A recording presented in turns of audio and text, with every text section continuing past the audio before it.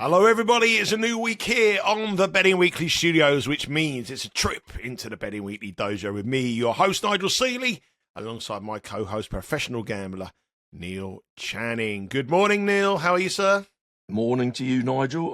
The missus said to me yesterday, people don't understand that, do they? I'd had a small losing NFL week, and she said, all that work for negative wages, which, it's a grim way of looking at it, but there we are. That was that. But, there were other high spots to the weekend. Obviously, the football went quite well north of the border.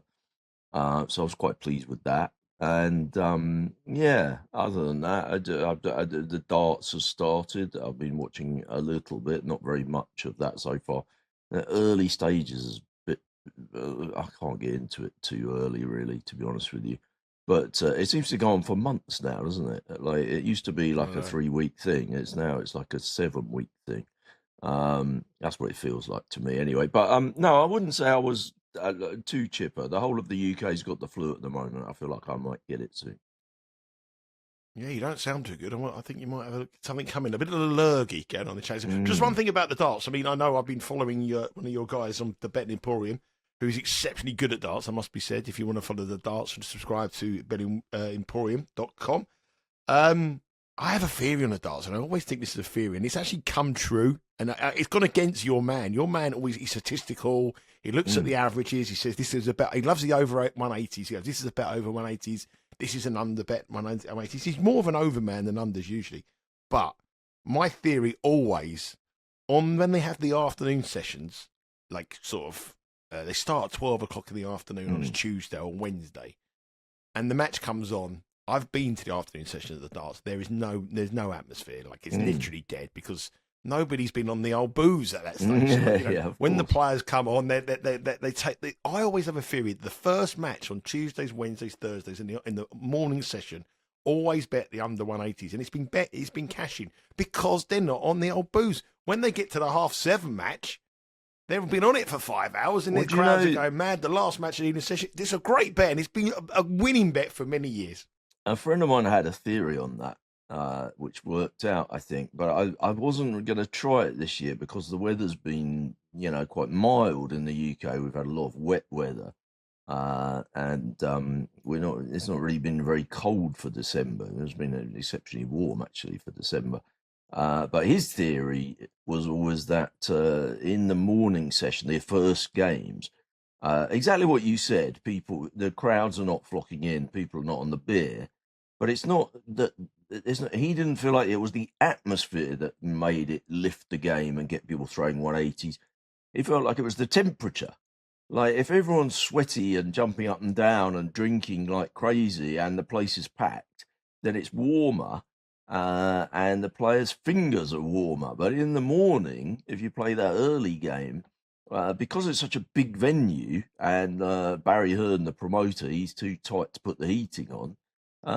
He would go sometimes to some of those morning games, and he would say, "God, it's freezing in this place," and don't think there'll be any 180s because the touch is people are they're you see them kind of warming up their fingers before the game. I don't know. Maybe in a week's time, if we get a bit of colder weather. I might have to play that. I do remember one year, I think it was 2 years ago, there was snow, and this guy gave me this tip of his, and he said, "Well, I went there yesterday. It was absolutely freezing," and he said there are 4 games in the kind of early session today and 4 games tomorrow, and he took under 180s for an 8-fold, so an 8-game parlay. And all the 7s and all the 6s and all the 5s as well. And I said, well, so he went the next day to the session, 4-0 to the unders. And then on the second day, it was 2-0 to the unders after 2 games. So he's had 6 out of 6 now. And I said, how much are you going to win if it comes 8? And he said 1.8 million. So that was I don't know how you can get those bets on. He had like run around having like £1 parlays all over the place, and he was really going to rinse the bookies. Sadly, the second last game went over, but he won quite a lot with the sevenfolds and the sixfolds and the fivefolds. So I don't know. We should look out for that, Nigel. The weather play on the darts. What do you think about that weather play on the darts? Well, I mean, before we leave the darts aside, I know that Bet Rivers are offering the darts markets and the World Championship. Check out Bound the app. If you haven't watched darts, make sure you watch it. We had yesterday with the Grinch who was playing. Peter Wright dressed as the Grinch. It's quite interesting if you're new to this sport. Have a look at it. It's very interesting. But there's two things. I remember once I got a telephone call. There was a tournament in Minehead at Butlins, and it was the tournament before the World Championships, and someone rang me up and said to me, the heating has broken down. You want to bet all the under to it, and they're outside, and it was freezing. And all the players, and they did all cash unders. And then one year, Rod Harrington was a friend of mine who played in the World Championship. I knew Rod very, very well, and he played at the World Match Play at Blackpool. And I was working up there at the time. I was a PR man for a bookmaker, and we sponsored the event. And it was swelteringly hot in the arena. And he said the darts were slipping out of his hands when he was throwing them. Too sweaty. He throw when he 180, so it was too sweaty. So there are angles, but I still stand by my angle. First match on a Monday, Tuesday at 11:30, 12 o'clock. No one's got down on the old beers yet. No one's got right into the Christmas spirit, and the atmosphere is dull. By 4 o'clock, the same boys are on the desk. They're rocking and rolling, and the over 80s pop in. That is the weather play on the darts. Talking of weather, it made me think about something, and I thought I was going to mention you in the dojo. I'm not an NFL bettor, as you know. If someone messages me, I get a bet. I got about 4 messages this week telling me to bet Pittsburgh last night on the Monday Night Football minus the points against Miami. And the reason they gave me was a fairly logical one. You know, Miami, obviously nice, very warm. Traveling to Pittsburgh, where it's absolutely freezing, lots of snow around in Pittsburgh, freezing cold conditions.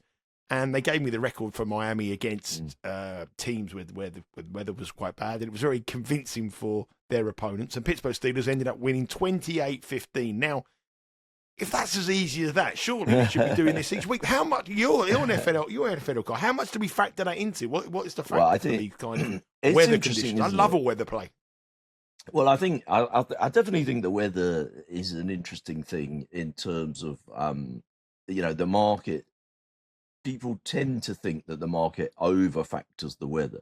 So last week, I think there were 4 games where we expected there to be potentially gusty winds. And it's wind really more than rain or even snow in the NFL that causes low totals. I mean, snow obviously is more important than rain. Obviously, if you get a torrential downpour, it can affect the total. But I think generally speaking, players are perfectly happy playing in wet weather. But when you get 20 mile an hour, 30 mile an hour, 40 mile an hour winds, now it becomes very hard to pass the ball. Teams tend to play conservative, keep it on the ground, stuff it up the jumper, run. And obviously they don't go for field goals from such a long way out.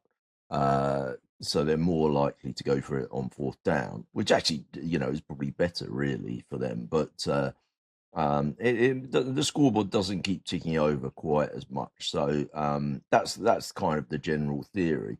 And I think that there is a feeling within sort of bookmaking and betting markets that it's always overdone. Like there were 4 games at the start of the week where everyone was saying, "Oh God, I think the weather's going to affect it," blah blah blah. And I think most people would say, "Oh, it's well factored into the prices," but actually, I don't really think it is. And I think as long as the weather turns out to be the way it was predicted to be, I think you'll do all right betting unders in those weather games. The other one that was interesting this week I did bet one under this week, which was a match between Indianapolis were playing against Seattle, and it was kind of an incredible thing really, because Indy needed a quarterback this week, and it's hilarious really. They were I'm trying to remember I was just trying to find the price on the game, which I don't have in front of me, annoyingly. I didn't know we were going to talk about this. Sorry about that. But yeah, I think they were like a 14-point favourite, Seattle. I think that's right. But basically, Indy went back to Philip Rivers as their quarterback.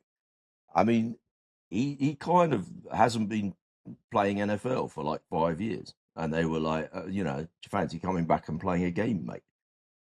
Which is just, it just seems like the most bizarre thing ever. And they almost won the game. It was 18-16 to Seattle. The halftime score was 13-6. And, they exchanged field goals right at the end. So, towards the end, it definitely looked like Indy could have won that game, which would have been a kind of, I guess, I mean, from a betting point of view, it was kind of a fairy tale story anyway. This guy, comes back from the dead basically to be the quarterback, and yeah, I mean, I did play the under in that though, because I just thought, I didn't think they were going to. I mean, I didn't really get it right at all. I thought Indy just wouldn't hardly score any, and I just thought, well, Seattle might be ahead by so much that they don't even really try late on. I mean, Rivers ended up passing for 120 yards. He threw one interception and one touchdown, which is kind of about what you thought. And I guess if you saw that beforehand, you'd probably say, well, I really fancy this to be under. But I also really think, just looking at that, you would probably guess that Seattle won easily. So that was a bit of a funny story this week in the NFL. I think it was the big story of the week. But no, I think this week there were a few games that were a bit low scoring, and I had my normal thing of, the normal frustrations. I had a couple of guys that I bet that were, caught the most passes, went over 100 yards, and I'd bet them to score a touchdown. So that's what's a bit annoying, isn't it? When somebody has, the good game, and maybe I should have just gone over their yards. You always end up thinking that, but it was a funny week. I think I kind of ducked and dived a bit this week. I didn't go quite as mad as I sometimes go, and there was a couple of bets I nearly did that I swerved or I played small on that lost. So I ended up with a kind of nothing done, lost a little bit kind of week. So not too bad. A big week for the Rams, though. Win 41-34 against the Lions. Neil's tip at the start of the season, I suppose it's your tip, you said you had a friend who wanted to bet them. They're now the clear favourites to win the Super Bowl, plus 350 with Bet Rivers. Big week for them. They've got to play the Seahawks on Friday in a massive match. Yeah, it's a massive game. Probably massive match, that one. So we'll look forward to that. We'll have that covered for you on Betting Weekly Live PM with Doug Kazarian and Mike Carver as the week goes on. That'll be on Friday's show, a big match between the Rams and the Seahawks. Looking at sort of adaptation, I wanted to the way the play was quite interesting. I was thinking how many points you sort of change that, the handicap, how many change that from the points. I think a lot of the we're going to look at the Premier League this weekend and for the next month really, and sort of take a different thinking about how many players are away for teams at the AFCON, the African Cup of Nations, which begins this week. And I'll tell you a funny story about the AFCON. It's one of my favourite stories, and it's true. And I was working on a television show, which you will remember. Tip, no, it wasn't Tip TV. It was Sports Night Live. You remember Sports Night Live? I do remember that. I used to be a guest on it sometimes on a Friday. Yeah, the punter. Well, I went in one day. I went in one day, and there was a guy called what's his name? I can't remember. Anyway, there was a Ian Payne was the presenter, 5 Live, and he was a presenter on Sky Sports. Ian Payne was our presenter, and I went in one day, and I was a guest, and they walked in. I got there 20 minutes before I went on air, and the guy said to me, "Nigel, you are not the guest today. You're the presenter." And I've never done the presenter before. I was like, "What?" He said, "Ian Payne can't make it. There's been a problem. We haven't got to present it. You've got to be in it." And the co-host was Perry Groves. So he used to be a footballer that played for Arsenal. Yeah. Arsenal footballer, won the title famously when they beat Liverpool. He was the guest. So it was the African Cup of Nations preview show, and I was the guy on it, right? So I never forget it. We had this guy in Nigeria come on, a journalist giving us all why Nigeria going to do well, and then another guy come on from everything. And the odds come up, and it ham up the odds. And I was reading the odds out on the auto cue, and I said, We are 3-1 Cameroon, 4-1 Ghana, 6-1 Nigeria, 12-1 Dr. Congo. I said Dr. Congo because it come up DR Congo, Republic of Congo. Yeah, it come up DR Congo, and I just read it as Dr. Congo. And every time I ever see Perry Groves now, which I see quite a lot at Arsenal, he refers to me as Dr. Congo. How you doing, Dr. Congo? So that's my nickname, Dr. Congo. DR Congo. I just thought it was Dr. Congo. But the African Cup of Nations is out. It's obviously during the season, the Premier League, a lot of players going away. We saw that in the World Cup got stopped with it in Qatar, the last World Cup. But obviously the African Cup of Nations, there is enough players to stop the league over there. But certain teams this week, and for the next for 6 weeks or so, are going to be massively effective by this. In particular, Sunderland, they're going to lose 6 players, and they're going to be sort of 5 first-team players for Sunderland. That's a huge, huge amount of players from leaving from key players from as well, key defenders, key midfielders, their striker. So this is a team that are high after a win against Newcastle. They play Brighton at the weekend. How much have we got to factor in those losses, Neil? I mean, if we go back to the next best, Burnley 3, Fulham 3, Man United 3.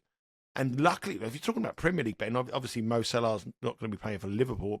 Is that a big blow for him this time of year? But Arsenal and Chelsea, incredibly, do not have an African player represented in the AFCON. When you think about all the amount of players they have, that's crazy. Yeah. But Sunderland, 6 players missing. Well, I guess the question is the same question that we always ask in these situations. So, we know about a factor that's likely to change the odds. Does the market know about it? Well, obviously the market knows about it, but the question is, has it been over-represented in the way the market's adjusted for this fact, or has it been underrepresented? So, I mean, that's the only way you can think about it. It's very easy to say, oh, I've just got to oppose Sunderland for the next 4 matches or whatever it is, on the basis that they've got so many players out. But maybe the market's already well aware of it. I mean, I'm just looking. They're about +4. What are they? +450 next week away at Brighton. I mean, if you knew they were 100% at full strength, would you have made it much different? I mean, Brighton are sort of minus $1.50 in that game. I think the key point for that match is that Sunderland aren't very good away from home. They're brilliant at home. So I think the home match is where everyone looks at them and think they're so good at home. That is where the rebase might happen. And also, obviously, if you're going to fade them, at home, it's a cheaper price, isn't it? They're going to be short prices, so you're not going to be risking as much fading them at home. Who are they? I mean, I haven't looked at. Obviously, you brought it up. Do you know who they're playing in the next 3 games? The next home game is Leeds. They're home to Leeds, but Leeds are notoriously bad away from home. But the one point about Brighton, before people might think Brighton are a little bit of value here, Brighton have lost a player to the African Cup of Nations, and they also have their two of their main defenders suspended for that match as well. So Brighton, it's not something to look at straight away. But Sunderland Leeds on the 28th, and also over the Christmas, the games come fast and furious, and that's where you need your big squads. So I'm pinpointing a couple of games where Sunderland could get turned over. Sunderland at home to Crystal Palace, they'll be back by then. Away at Brentford, that could be an angle. They got Manchester City at home. You would expect Man City to win that. The Leeds one could be quite interesting. They might not be able to lift the heights. And now the other thing is obviously that some clubs have, as you say, some clubs have got more players out. But of course, the other flip side is that some clubs have just got much more strength and depth in their squad.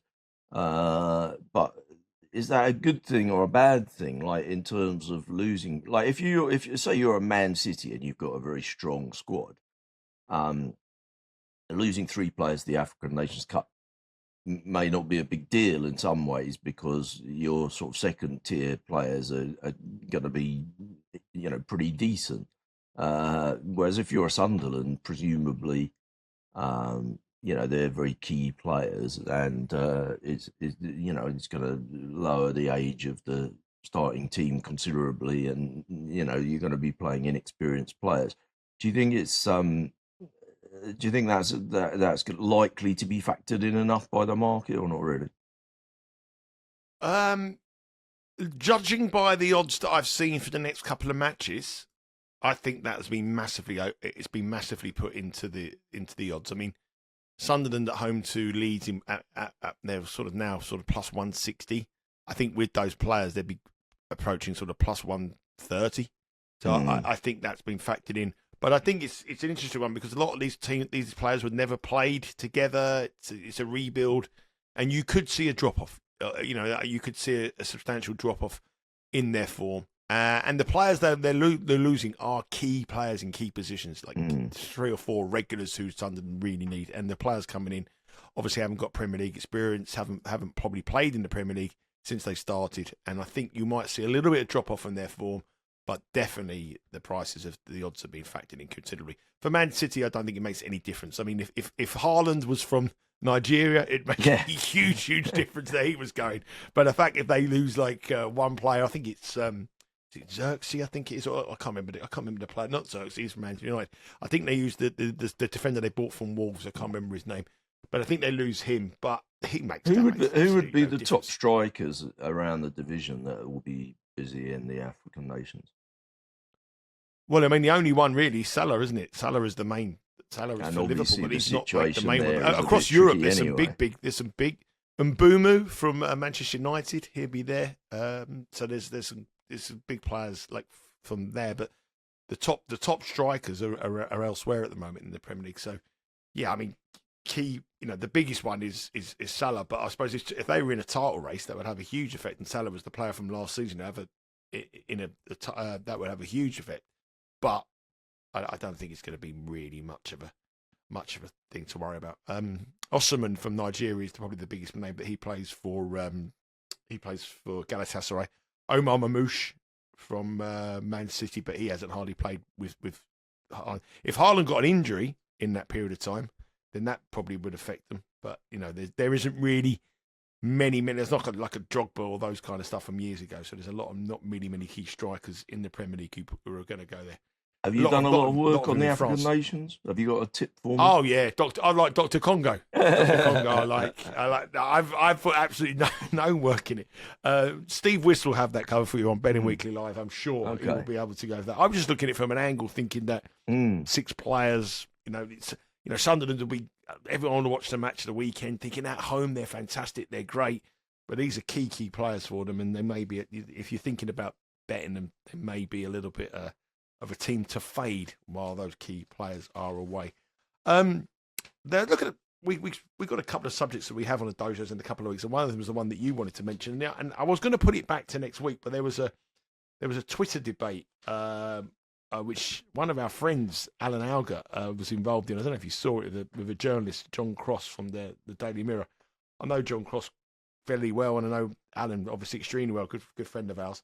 And Alan raised the point. John Cross said at the weekend that after the win, Manchester City's performance at the weekend, they were exceptionally clinical, is the word, against Crystal Palace. They were very much outplayed by Crystal Palace at Selhurst Park. Crystal Palace XG was over 2, Man City's XG was just over 1, and they still won 3-0 because they got a striker in Erling Haaland who give him an opportunity, he puts the ball in the back of the net. I think they won the match. I actually saw the XG there. Did you? I think you might have got that slightly wrong. I think Palace was over 3. And Man City was 3? over 2. But Man City's was still over 2. But it's like they just converted all their chances and Crystal Palace did not. Yeah, but immediately after the match, obviously Arsenal had a struggle against Wolves. They were lucky to get through. But I think that wins like that enhance your chance to win the title. But anyway, John Cross come out and he said that now Man City are the favourites to win the Premier League. Now, he said that in his opinion, Man City are the favourites to win the Premier League. And Alan said, well, they're not. He said, well, they are in my head. He said, well, they're not. And there's this debate going on. And it's sort of like, it's sometimes in media, whenever we refer to betting, there is so many errors. It's lazy journalism. Nobody really understands it. There's so many mistakes made in reporting of stuff. Now, it's very simple for anybody to look at the betting in the Premier League with Bet Rivers, and you would have realised that Man City are Arsenal are the favourites, and they're not the favourites. But do you find sometimes when journalists sort of report betting stories or any sort of reference to betting that it's one of the areas in journalism that is consistently wrong and really wrong in the way they reflect the betting markets.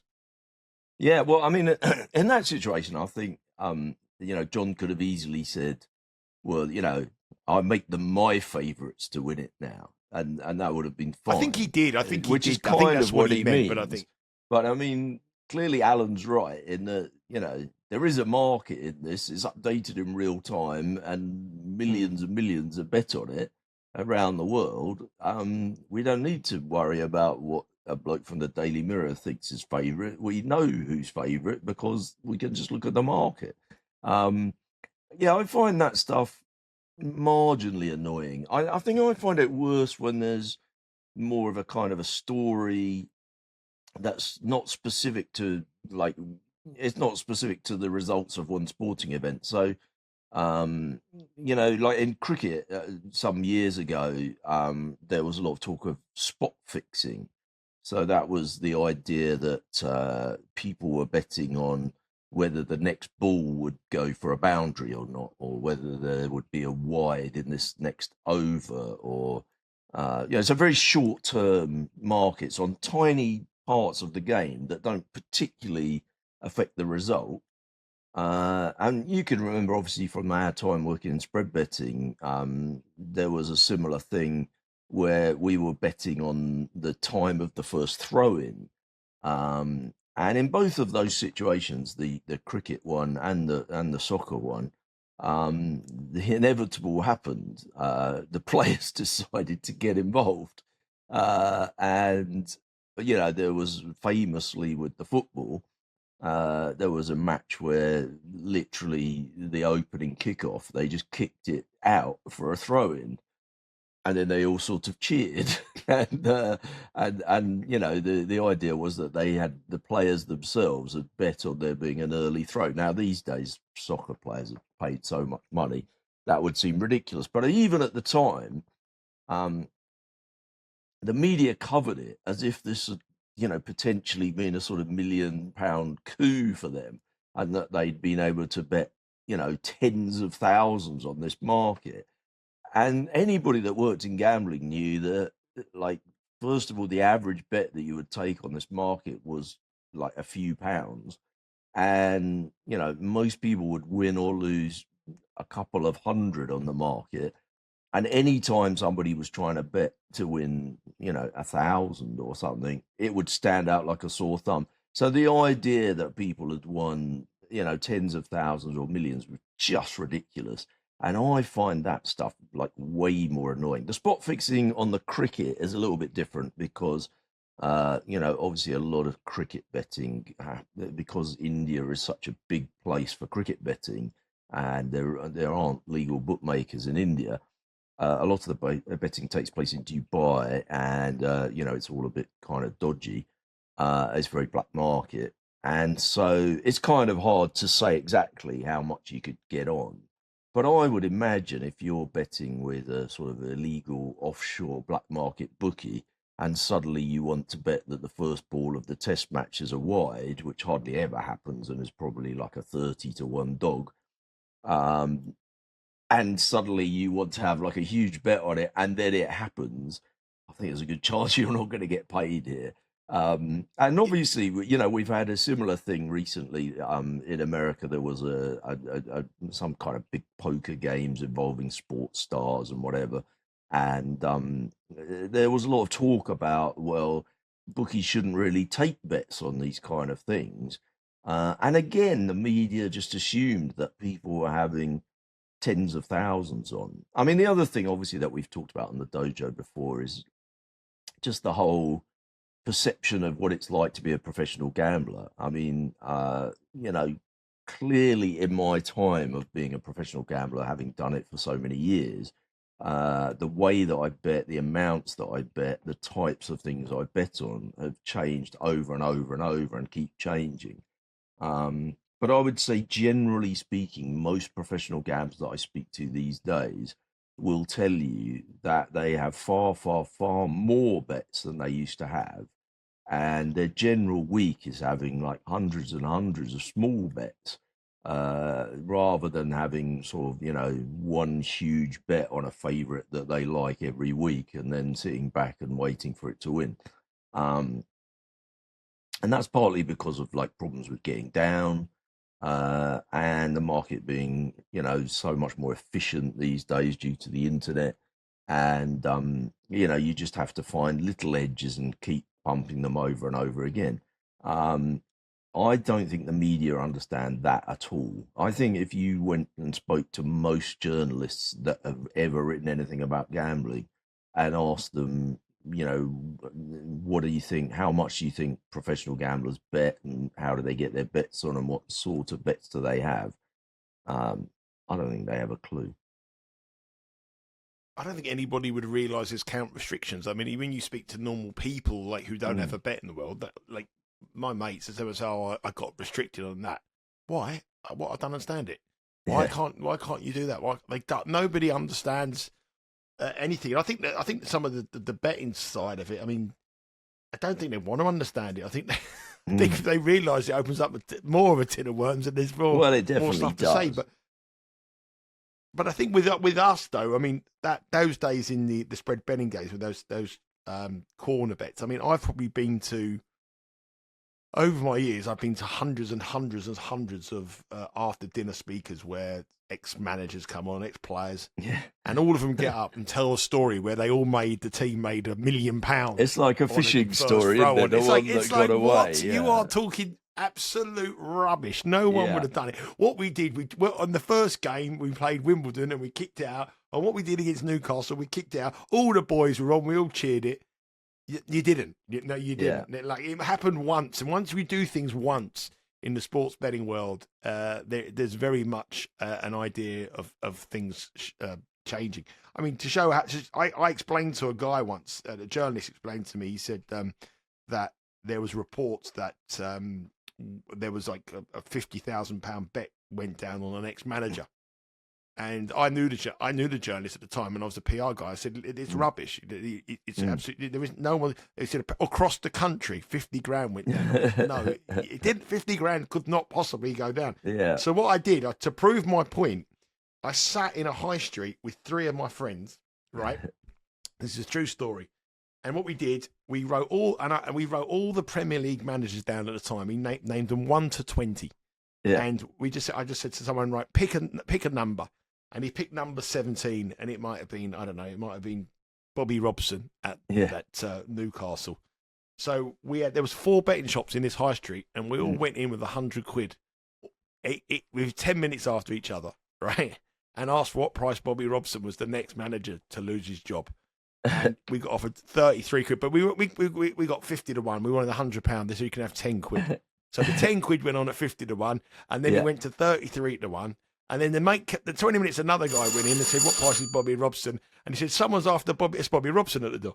Bobby Robson. And by the time we got into the 4 betting shops, by the time we got, the market suspended with all 4 betting shops, and we got an amount of about £56 on, and we made him go from 50 to 1 outsider to 2 to 1 favourite in the space of 3 hours for the sake of £50. And I explained to this guy, and he still wouldn't have it. He still said no, 50 grand's gone down. Absolute. But levels. I don't know. Do you find when you're reading stories in the media about gambling, is that the most frustrating thing? The idea of them not understanding the size of the bets, or is it? I don't necessarily think that's the most frustrating thing. I used to read them I used to read a lot of stories all the time because that was my job to read them and to react to them. But now I think every story you read about gambling is so negative. There's never anything positive. Yeah. There's never anything about a guy having a £2 accumulator and all the teams winning the title, winning 50 grand. But there was a story years ago where go on, sorry. There was a story years ago where, again, a guy went in. I don't know if you remember this. There was a guy who did a TriCast on one of the big horse races. So the trifecta, the first 3. Yeah. And I think it was the Cambridgeshire or something like that. Or it was a 40-runner race. Over a flat, over a mile. I think it's near. Was it a mile? Is it a mile straight? Yeah, no, 1 mile. 9 furlongs. Yeah, 9 furlongs. So all these horses bolt down, and this one kid had the first, second, and third, and he did it for like £1 or something, and he got the first, second, and third, and he won like 100 and 20,000. I don't know if you remember this story. And Mm. when he went to get the money, he turned out he was 17. Do you ever remember Oh, this? yeah, I do remember that. Yeah, I do remember that. It was underage. He was 17. Yeah. So my friend decided. And what also, he I would think do hadn't with the same. he kind of shot his mouth off a little bit and kind of given it away that he was. It was a long time ago. It was I think before his the days of father social his media. father Internet. owned a pub, and he told everyone in the pub that he'd won, but they knew that he wasn't 18. Rather than just kind of give it to his father and say, like "Can that. you go and collect it?" So what my friend did, he was absolutely disgusted that the bookies wouldn't pay him out because he was 17. He thought it was absolutely disgraceful. So he got a guy to go into the same bookies and go in and over a period of a week bet like £50 on no hopers, like literally no hope, £50. He was funded by a journalist to do it. It went around all these different shots for £50. And then when they all lost, about 2 weeks later, his mum pulled him into the betting shop and said, "My son is only 17. I want my money back." And they refused to give his money back. They refused to give him the money back. So how could they do well? But this was a journalist reporting it. And I think even that's that story wasn't. That's a tricky story, isn't it? Because I don't think you can, as a journalist, you can't really stand up for the concept of, underage people having a bet like that. You can't now, but I'm talking about 50. This was about 97. Here's another thing. This was about 97. I think Sorry, go on. We're obviously I said my this was about internet is a bit 1997 laggy today, and we're overlapping. Yeah. Yeah, I suppose in 1997, the idea was pay the boy, pay the boy. It would have been a bit like 20 years ago. I suppose people's attitudes would be slightly different. Now you obviously can't do that now, but I think 20 years ago you might have had it. But just the reporting of gambling generally in the mainstream media, whatever it is, the stateside over here. I suppose the stateside though is a little bit more. They understand the spread. They know gambling a little bit more. People. It's more common on the sports, whereas over here it's. Well, it's that's not, what so I was it's going to not say, very well actually. That's exactly what I was going to say. So, we talked a couple of weeks ago about attitudes towards gambling in terms of society. And, I made the point that I think in America, it's kind of part of the American dream, isn't it? The idea that you can sort of pull yourself up by your bootlaces and, you can become a billionaire just by... Oh God, that was so easy to go down a rabbit hole there. But anyway, you could become a billionaire by, starting off as a busboy and grafting away, and eventually you'll be the CEO of the corporation. And I think gambling is sort of a little bit in that, isn't it? That you can be a small punter and you can crack away. Betting small, and as you start winning, you can build up, and then you can end up being Billy Walters or something. But I think in the UK we have a slightly different kind of mentality. But I was wondering, because I noticed recently on ESPN, they've had for a while online, articles talking about the gambling on NFL. Talking about who the favourite is and what the point spreads are for the weekend and this sort of thing. But now they've gone a step further, and they literally have people live on the TV talking about that kind of thing. Now, I think 15 years ago, that would not have happened in America. Now, obviously, the legalization of sports gambling in a lot of states has made it easier to justify that, because 15, 20 years ago, if you saw that sort of thing on TV, where were you supposed to go to get your bets on? With Mo in his bar, on The Simpsons. But in the UK, I think we used to talk about gambling on the TV. I kind of, I don't know whether I'm remembering it wrong, but Soccer Saturday, on a Saturday, used to put up the odds, didn't they, of every match? I don't think they've done that for years, have they? I used to do a show every Thursday at Sky Sports where a bookie used to come in on the Thursday or the Friday, I think Friday, go through all the matches, all the odds, and give their best bets on the Friday for the Saturday. I used to do it.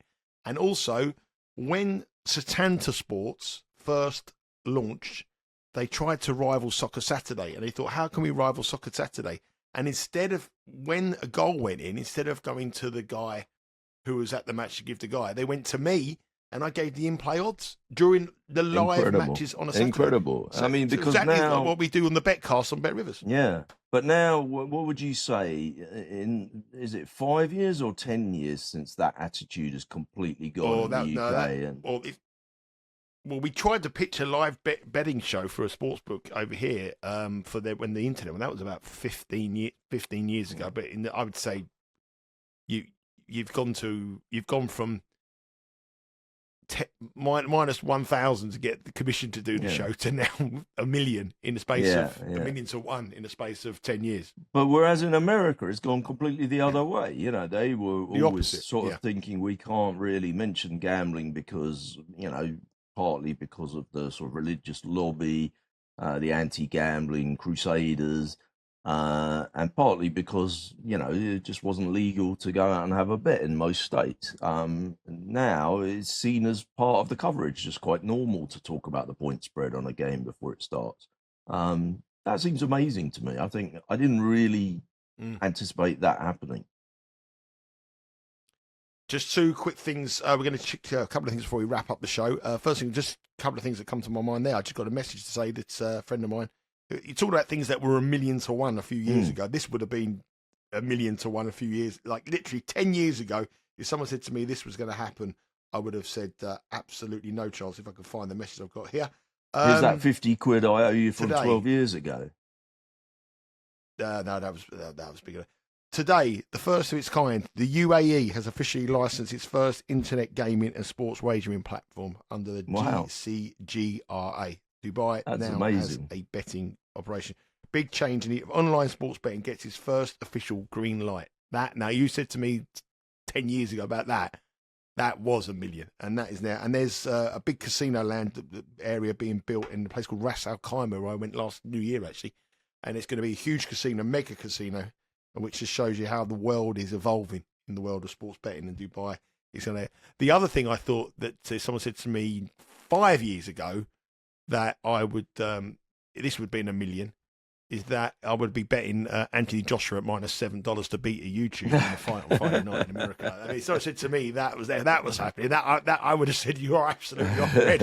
And I'm then Anthony Joshua at the time 5 years ago, the strongest man on the planet is -$7 to beat a YouTuber in Jake Paul. That is what the price you get with him in Miami on Friday night, the big fight, or the big fight in terms of media, not a big fight. But Bet Rivers tell me they will take 100 times more money on that in terms of tickets, probably 10 times more in terms of wagering money than the heavyweight championship of the world if Usyk fought Tyson Fury.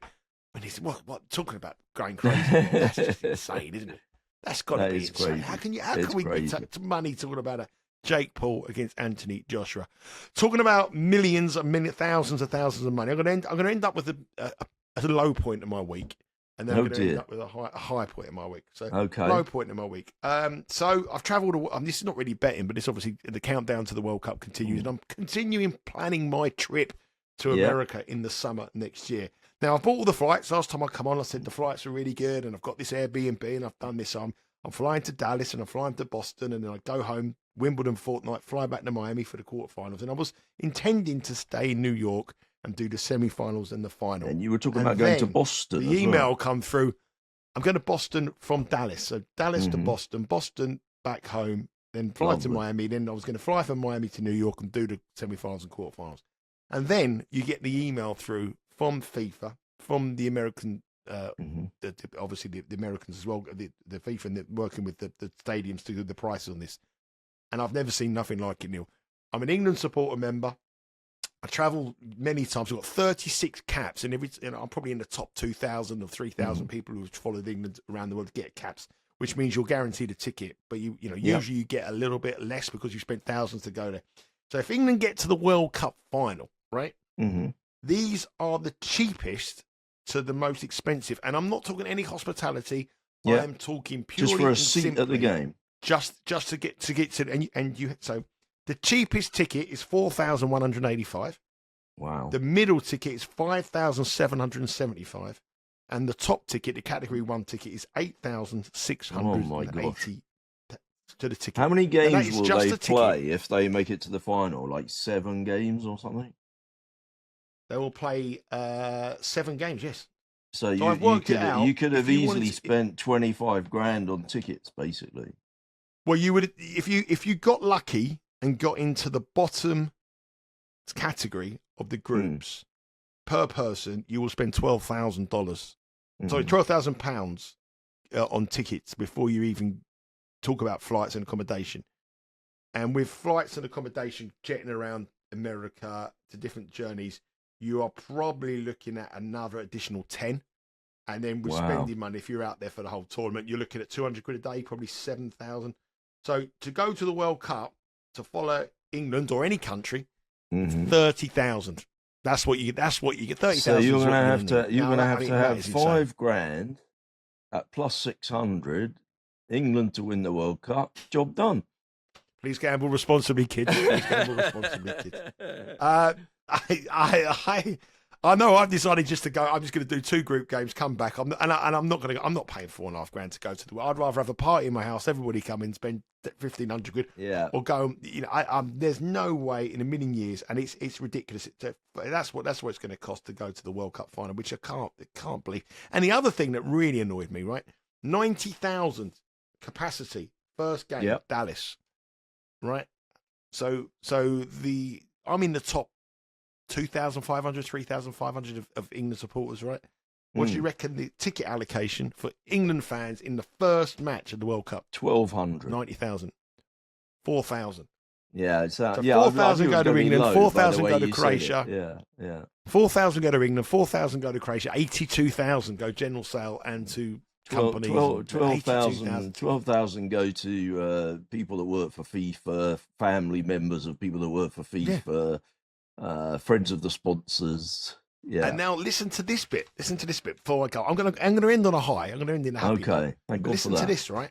So when you have to put your application in, right, and they let you know whether you're successful by February the 6th. You have 1 week to pay for all the tickets in advance. So even if England don't get to the World Cup final, you have to pay. So you think about people from Argentina, Brazil, Spain, Germany. They all want to get a World Cup ticket. They're all paying. So say every country, every nation has to pay for their thing. So in February they'll probably have multi billions of people's money just sitting there and know where when they don't get there, they then charge you a percentage fee to refund you your money. Well, I mean, presumably 6 months later, what a joke! But don't you think though that the prices of these tickets and the way that people are, really champing for it, it just backs up what we were saying last week, that this is going to be a huge betting event. The World Cup is going to be the biggest ever. It would be insane because people have to have a few winners to pay for it. That's why it's going to be. No way. Finally, on a positive. I've aired all my frustration about ticket sales. I've had a go about the media. I'm not happy. I'm going to end up with a high. I'm going to end up about Hearts. Good win at the weekend. Falkirk winning 2-0. Obviously on the back of another win the week before, a win against Celtic. And obviously Celtic suffering another defeat. This time in the League Cup, though, not so good. But it's not good for the new manager. Celtic. Obviously Hearts winning was great, but the Celtic, not just losing, but the whole kind of fallout from it seemed to be like almost more important for our Hearts bet, didn't you think? Yeah, I mean the manager's told he's got to step up, and he's only played 2 matches, lost them both. And you expect better than this, so he's under pressure from day one. They've lost 2 matches. Unfortunately, it was the cup, which didn't make much of a difference. But there are 2 matches coming up for Hearts. Next week they play Rangers, don't they? Yeah, on Sunday, and then they play Hibernian in the derby.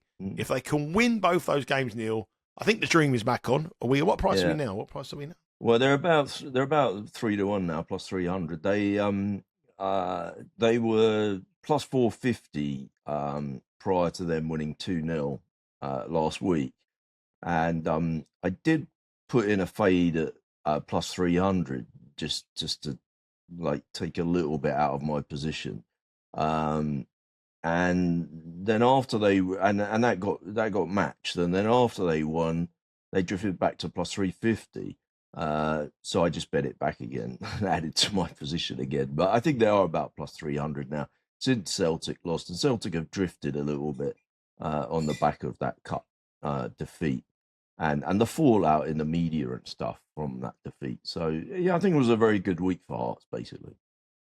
It was a good week. And the other thing is that Rangers have got themselves back in the title race a little bit as well. They're down to plus 450. So yeah, we do have a title race. Which makes this game a really big game. Yeah. In contradiction to everything we said in the chat, I make Hearts favourites to win this league. I do. I really do. I make Hearts favourites. Just one other thing. We did get a message from somebody, and he was saying, the same guy that you said about, he didn't like the way we were talking about us. He said, well, what else have they done this season? And that was a different guy. That was actually a different guy. Oh, yeah. Right. It doesn't mean I'm going to tell you what I've done this season. I'm going to get you all my pre-season bets here, so you know what I'm doing. But we never mention these pre-season bets here. This Hearts bet feels like a betting week, a dojo bet rather than one of my bets. But if you want to know what I've done this season, I'm going to try and find you my thing. I know we're running out of time, Neil. I know you've got let me just jump in there, though, because I did read that comment, and the fellow was saying, well, why are you banging on about this Hearts bet? We want to know about all your other bets. That you are totally missing the point. It's not a tipping show. We're not talking about Hearts because, we didn't mention it because it was a tip. We mentioned it because we want to explain how value betting worked, and it seemed like a really good example. We wanted to talk about how rebasing worked, and it seemed like a really good example. We wanted to talk about how hard it can be to price things when there are a lot of intangibles, and it seemed like a really good example. If we had 10 other examples of things that matched all those criteria, we would have mentioned them. We don't have 10 examples that are good to match those criteria, so we didn't mention them. I'm not going to talk about every single bet I ever have because I have hundreds every week. This was just a good way of explaining the concepts that we were trying to get over. If you didn't really see that, I think you have missed the point. I'll give you a bets anyway. Premier League, Brentford to finish bottom, not looking so good at 16-1. Brentford to be relegated, plus 330, they're 22-1. I think 22-1's a big price. I bet Brighton on the Premier League handicap, plus 27. In the Championships, I bet Ipswich to win the league at 3-1. Coventry, plus 12 on the handicap at 18-1. That's looking good. Scottish Premier, obviously Hearts. I've also bet Coventry to win the division at plus 120. League One, I bet Cardiff. I've bet Blackpool, not very good. And in League Two, I bet MK Dons, Barnet and Chesterfield. So there you have it. That's all my bets. I will add to them as the weeks go on. Neil, thank you very much for your time. Hopefully we're cheering on another Hearts win in a big match against Rangers. And keep looking out for Sunderland without those key players in the AFCON as well. And go on, Dr. Congo. You can do it for me. Dr. Congo to win the AFCON. Take care, Neil. Speak to you all again next week.